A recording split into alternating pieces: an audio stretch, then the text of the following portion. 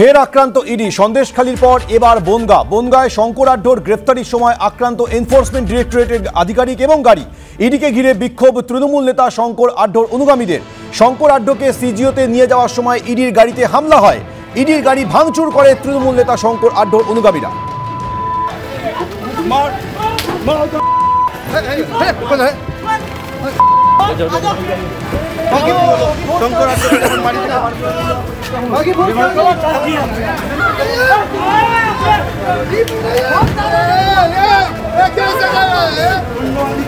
দুটি ছবি আপনাদের দেখাচ্ছি। গতকাল সকালে সন্দেশখালীতে শেখ শাহজাহানের বাড়িতে যখন তল্লাশিতে যায় ইডি, সেই সময় 800 থেকে 1000 গ্রামবাসী ইডিকে ঘিরে বিক্ষোভ দেখাতে শুরু করে। আক্রান্ত হয় ইডি, সংবাদ মাধ্যম এবং কেন্দ্রীয় বাহিনীর জওয়ানরা। সেই পরিস্থিতি বিন্দুমাত্র পাল্টালো না যখন রাত্রিবেলায় বনগাঁ পুরসভার প্রাক্তন চেয়ারম্যান শঙ্কর আঢ্যকে গ্রেপ্তার করে দিয়ে যাচ্ছে ইডি। সেই সময় তাদের গাড়ি ধরে ফের বিক্ষোভ গ্রামবাসীদের এবং একই সঙ্গে গাড়ি ভাঙচুর। যদিও সেক্ষেত্রে কেন্দ্রীয় বাহিনীর জওয়ানরা এরপর লাঠি উঁচিয়ে তেড়ে যায়, তারপর পরিস্থিতি স্বাভাবিক হয়। দুটি ছবি আপনারা দেখতে পাচ্ছেন। সকালের পরিস্থিতি যা ছিল সেই পরিস্থিতি বিন্দুমাত্র পাল্টানো রাত্রি 12টার সময় যখন তাকে গ্রেপ্তার করা হলো। প্রকাশ সিনহা আমাদের সঙ্গে এই মুহূর্তে রয়েছে। প্রকাশ, আমরা গতকাল দেখলাম ইডি আক্রান্ত হলো, সংবাদ মাধ্যম আক্রান্ত হলো, কেন্দ্রীয় বাহিনীর জওয়ান আক্রান্ত হলো। কয়েক ঘন্টার মধ্যে যখন রাত্রিবেলায় শঙ্কর আঢ্যকে গ্রেপ্তার করে নিয়ে যাচ্ছে ইডি, একই ছবি। পুলিশ কোনো শিক্ষা নিল না, আবার আক্রান্ত ইডি।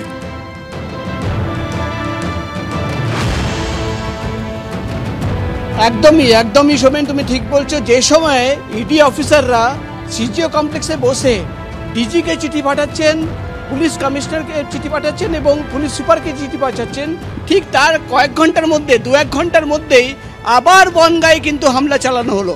ইডি অফিসাররা যেটা দাবি করছেন, গতকাল সকালবেলা যারা সেখানে সারাদিন ধরে তল্লাশি অভিযান চালান, 17 ঘন্টার পর যখন শঙ্কর আঢ্যকে গ্রেফতার করে তার বাড়ি থেকে তারা বেরোচ্ছিলেন, ইডির দাবি যে সেই সময় কিন্তু 50 থেকে 100 জন মব তারা কিন্তু গেটের সামনে প্রথমে চলে আসে এবং তারপর কিন্তু সেই মব, সেই যারা সেখানে পৌঁছেছিল সেই সংখ্যা বাড়তে থাকে।